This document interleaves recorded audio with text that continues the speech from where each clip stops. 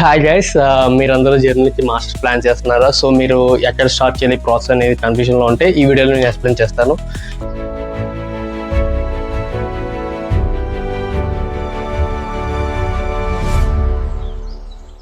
Hi, this is Shirdi కారే. నేను ఈ వీడియోలో నేను చెప్పబోతున్నాను minimum basics and A documents అనేది ఇంపార్టెంట్ కావాలి మనకు జర్మనీ మాస్టర్స్కి. సో స్టార్టింగ్ వచ్చి మీరు జర్మనీలో పబ్లిక్ యూనివర్సిటీకి అప్లై చేసేటప్పుడు మీకు 0 ట్యూషన్ ఫీజ్. సో మీకు ఫీజు అనేది ఉండదు. ఫీజు లేనప్పుడు మీరు సెమిస్టర్ కాంట్రిబ్యూషన్ అనేది మీరు పక్కా పే చేయాలి. సో సెమిస్టర్ కాంట్రిబ్యూషన్ వచ్చేసి 200 to 400 euros మధ్యలో ఉంటుంది. తర్వాత వచ్చి ఏపీఎస్ అంటే ఏంటి బ్రో అంటే, ఏపీఎస్ అంటే సింపుల్గా మీ అకాడమిక్ డాక్యుమెంట్స్ అనేది అది జెన్యూనా కాదా అని చెప్పి చెక్ చేసుకోవడానికి మీరు ఒక ఏపీఎస్ సర్టిఫికేట్ అనేది కావాలి. దానికి మీరు అప్లై చేస్తారు. వాళ్ళకి మీరు డాక్యుమెంట్స్ అనేది మీరు పంపిస్తే చెక్ చేసి మీకు ఒక ఏపీఎస్ సర్టిఫికేట్ అనేది ఇస్తారు. నేను అప్లై చేశాను ఆల్రెడీ, ఇంకా 1 monthలో వస్తుంది నాకు కూడా. తర్వాత వచ్చేసి మీ ఐఎల్స్ రాయండి. మ్యాక్సిమం అబౌవ్ 6 point బ్యాండ్ ఉన్నట్లు చూసుకోండి. ఐఎల్స్ ఎంత అబౌవ్ 6 point బ్యాండ్ ఎంత స్ట్రాంగ్గా ఎక్కువ బ్యాండ్స్ వస్తేనే మీకు అంత ఛాన్సెస్ అనేది అడ్మిషన్ ఫ్లో వస్తుంది. తర్వాత వచ్చేసి ఎస్ఓపి అనేది మీరు ఎందుకు జర్మనీ రావాలనుకుంటున్నారు, ఎందుకు చూస్ చేసుకున్నారు, ఆ కోర్స్ ఏంటి, దాని డీటెయిల్స్ కోసం అన్ని రాయాలి.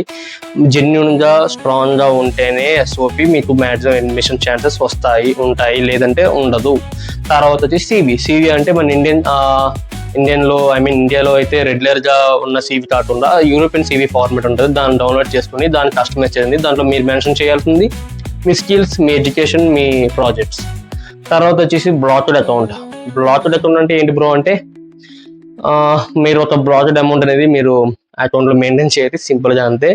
సో మీకు వీసా కావాలనుకుంటే మీకు బ్లాటెడ్ అకౌంట్ అనేది చాలా ఇంపార్టెంట్. బ్లాటెడ్ అకౌంట్కి ఎంత అమౌంట్ ఉండాలి బ్రో అంటే 11.208 euros ఉండాలి. Nearly 11.5 to 12.8 lakh in India currency. ఇది ఉంటేనే మీకు వీసా వస్తుంది, లేదంటే రాదు. తర్వాత వచ్చేసి మీ యూనివర్సిటీ పోర్టల్ అంటే ఏంటి బ్రో అంటే, సింపుల్ చెప్తున్నాను, ఇది లేకపోతే మీరు యూనివర్సిటీస్కి దేనికి మీరు అప్లై చేయలేరు. డైరెక్ట్గా మీరు యూనివర్సిటీ పోర్టల్ వెళ్ళినా సరే యూనివర్సిటీ ద్వారా చేస్తేనే మీకు మ్యాక్సిమం ఛాన్సెస్ ఉంటాయి. సో దీంట్లో మీరు మల్టిపుల్ యూనివర్సిటీస్కి ఒకేసారి అప్లై చేయగలరు. సో దీని అమౌంట్ వచ్చి ఒక 17,000 to 20,000 rupees అవుతుంది. ఈ సపరేట్ పక్కన పెట్టుకోండి. నేను బడ్జెట్ ప్లాన్ ఇవన్నీ నెక్స్ట్ వీడియో చెప్తాను, అప్కమింగ్ వీడియోలో. తర్వాత వచ్చేసి మీ పార్ట్ టైం ఎలా బ్రో అంటే, పార్ట్ టైం ఎలా అయినా వస్తుంది. అది మీరు చూస్ చేసుకోవాలి. అక్కడ ఉంటాయి అవన్నీ మీరు వెతకాలి. అది ఆఫ్టర్ జర్మనీ మీరు వెళ్ళిన తర్వాత. సో పార్ట్ టైంలో మీరు ఎంత ఎర్న్ చేస్తారంటే 400 to 1000 euros, నియర్లీ ఒక 40,000 to 1 lakh rupees మధ్యలో మీరు ఎర్న్ చేస్తారు. దీని ద్వారా మీ లివింగ్ కాస్ట్ అనేది మాక్సిమం మేనేజబుల్ అవుతుంది. మర్చిపోయాను, మీకు బ్లాగర్ అకౌంట్లో 11,208 euros అని చెప్పాను కదా.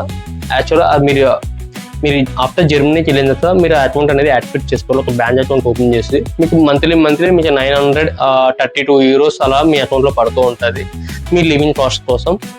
ఇది మంత్లీ మీరు పే చేసినట్లే ఉంటుంది. మన ఇండియాలో ఏదైనా కొనుక్కుంటే సేమ్ అలానే మీకు ఇన్స్టాల్మెంట్ ప్రకారం మీ అకౌంట్లో పడుతూ వస్తుంది మీకు లివింగ్ కాస్ట్. సో మీరు పార్ట్ టైం చేసుకొని ఆ అమౌంట్ అనేది సేవ్ చేసుకుంటే సరిపోతుంది. లేదు అంటే మీరు పార్ట్ టైం చేయలేరు అంటే ఆ అమౌంట్తో మీరు సర్వే అవ్వచ్చు. సో ఇది మీ ఇష్టం. ఇంకా నెక్స్ట్ వీడియోలో నేను ప్రాసెస్ కొంచెం చెప్తాను, దాని స్టెప్స్ ఏంటి, ఎంత మనీ అవుతుందో అవన్నీ నెక్స్ట్ వీడియో చెప్తాను. సో అంతవరకు stay tune, do subscribe and like and share and make do follow in Instagram also. Thank you. Bye. See ya.